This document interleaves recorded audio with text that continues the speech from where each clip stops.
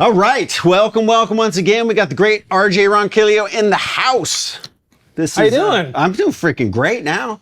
All right. It's rocking the morning away. We made these killer jam tracks for a new course that RJ was doing, and we brought him over and put him through the studio monitors and got to crank it up, and it's a good time. A lot of fun. So a good way to start your Wednesday. Yeah. Anyways, all this stuff is going to be talked to, or we're going to go deep with all of this kind of Hendrix stuff and RJ's new course. I'm going to leave a link down below. It's going to be half off for the opening week, and this is all about the jamming years of Hendrix. Yeah, the later years of Hendrix, the jammy, deeper cuts. Yes. You know, the other stuff. The other stuff, right? Like if you guys haven't seen like Rainbow Bridge and all that stuff, do yourself a favor. So we took some of the inspiration from that, yeah, and did songs in the style of like Villanova Junction, Hey Baby, In From the Storm, all those kind of tunes, and we RJ-fied them. Yeah. Made him teachable. Made him teachable. Exactly. So in this particular track, what would be some things that Hendrix did in the previous side of his career, but then he obviously started going through a metamorphosis where it started becoming more than just blues. It was like jazz, modal playing, and he kind of started, you could tell he was on a train to another evolution in his playing before he was cut short. But like, what are some of the things that you started to notice that he started doing where you could tell he was opening up that world to another style of playing? So this song in particular, In From the Storm, and the way that we arranged it, it's riff based. You know, there's a main riff, but it's also, if you think about it, it's kind of like a blues progression. Even though it's not our standard 1-4-5 progression, it's still, I consider it a blues song. Yeah. Just, 60s rockified. For sure. It's like a vamp. So it's definitely, Hendrix is pulling blues stuff when he's soloing, when he's writing these riffs, That's just like pentatonic blues riffage, right? But as far as when he plays this live or in the studio, whatever he's on or whatever he's doing, he just kind of takes it into another atmosphere where we can also do that as well, but you can pull from the blues and you can pull from getting outside of the blues and maybe getting into a little bit more modal playing and just feeling that 60s kind of psychedelia type of vibe with effects even. Oh, for sure. Well, okay, so that I'm glad that you mentioned that. So in a song like this, it seems like a lot of the sound is, obviously it's the fuzz and all that other stuff, but the univibe plays like a really cool role in how it almost does some of the vibrato for you in a way. Like when you hold those notes, it's like... Well, so we even covered this a little bit in the chorus, is like, so I'm going through a Sabatius funky vibe. Best vibe ever. Yeah, my favorite univibe type of pedal. And it's, the sound of the univibe, the Hendrix univibe is just, it's kind of a tremolo, it's kind of a phaser, it's kind of a Leslie, it's kind of its own thing, right? But if I just hold like, you can hear the movement like a tremolo, right? Or a phaser. And when you have like a lot of gain and you're like holding out these extended notes like bends, you know? For instance, like, you can, it's almost like it's attacking the same note by itself. You're not doing it. So even if I crank up the intensity and the speed,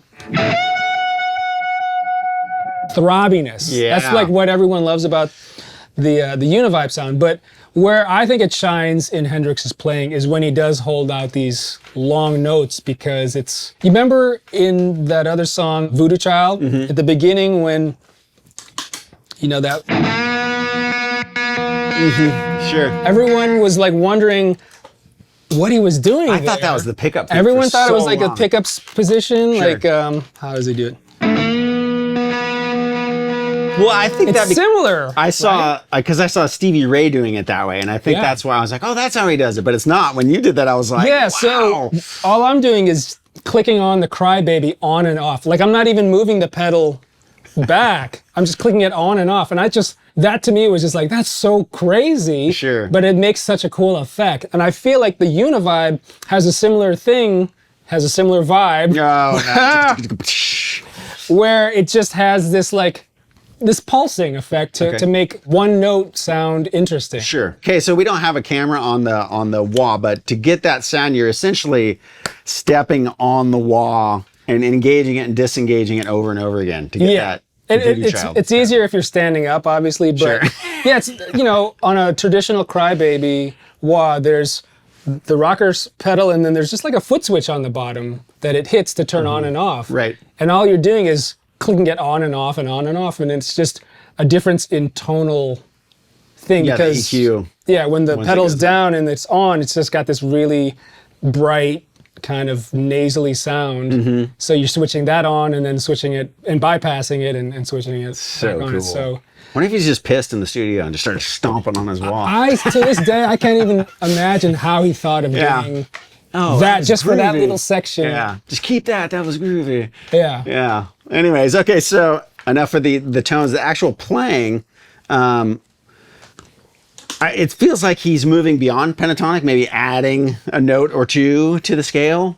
Yeah. Do you do that? I mean, we go over a lot of that stuff in the course, but do you do that in particular? And I was just rocking out, so I didn't really pay attention if you did it. Yeah. Here. Sometimes I was thinking, I think I played a little bit of Dorian scale. Okay. Which would be what if they're not used to? So in F sharp.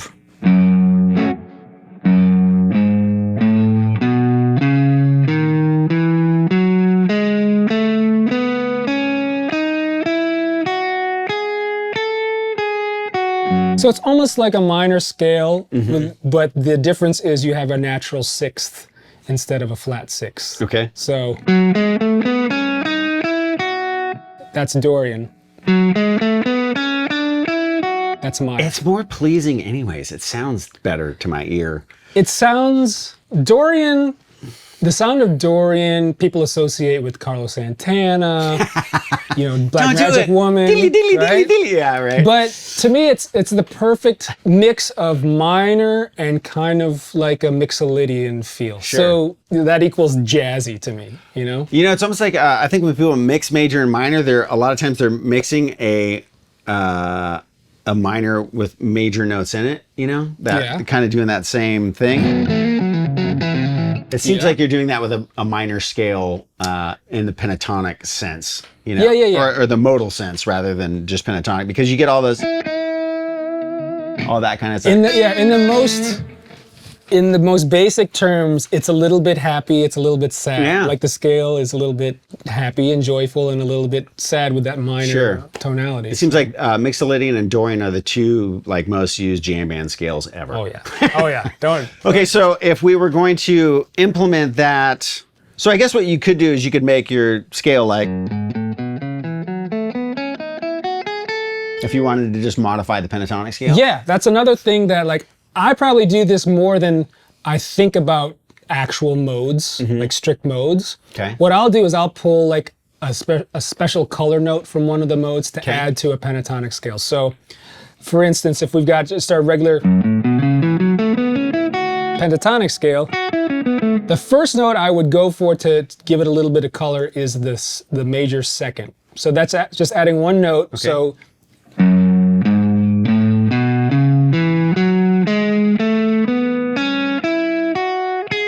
So in F sharp, it's this A flat or G sharp note. Oh, okay. Yeah. So, right? Right. So that, just adding that one note, and when I'm soloing, if I hang on to it, it adds that little bit of tension. Like if you just play an F sharp minor chord, sorry.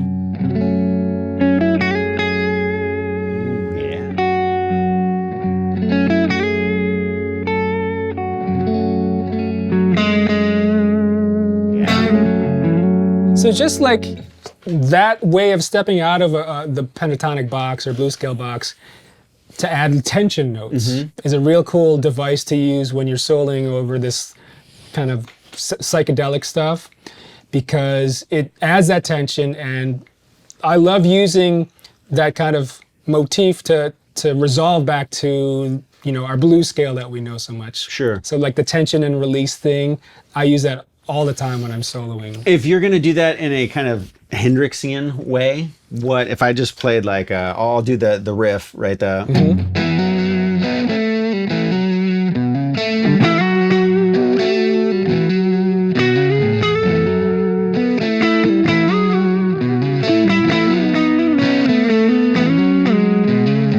One string. Okay. That's, for some reason, if I'm going to play something modal or, outside sounding, I like to do it on one string. Okay. Just because, and I feel probably Hendrix did that too. Oh, he totally does that all the time. Maybe because he didn't know the different positions and everything, which is totally fine. But like, when you visually see where the notes are on one string, in a linear fashion, it's kind of easier to get around. But so here's our root. Even just like fragments. Yeah. And just expanding from there.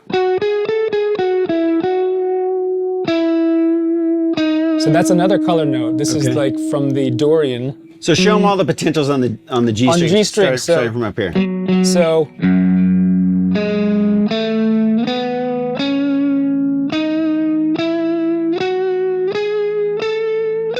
it just repeats. Okay, so if I'm just gonna vamp on the.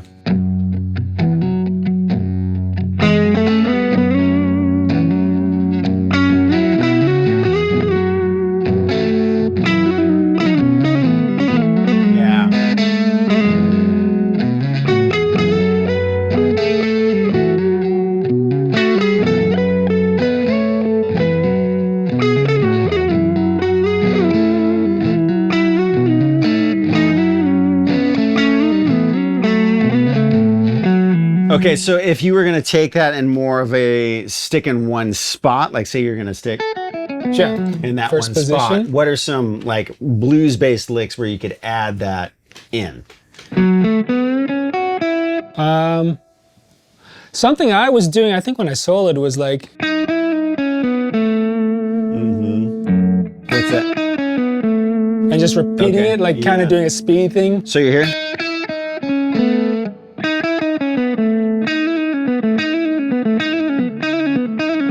It sounds cooler up here. I'm sliding, which is probably making it harder, but you could pull off. Sure. Okay. So if you're going to use that, let me just play, and then you experiment around with adding those other notes, and we'll get some Hendrixifications going. 2, 3, 4.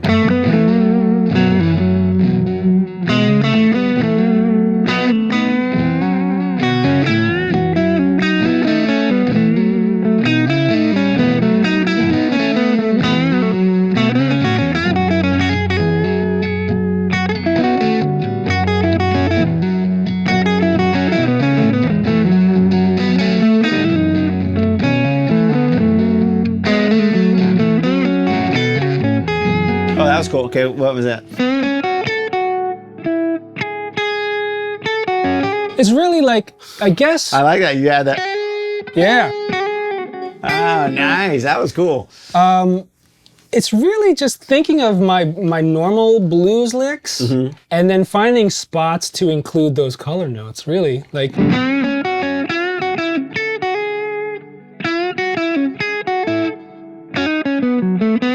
That it totally is. I mean, that's, I don't know, who did that first? T-Bone Walker or whatever? Everyone uses that though. It's like Yeah. 101. That the sound between is A tritone, yeah. Yeah. That's so good.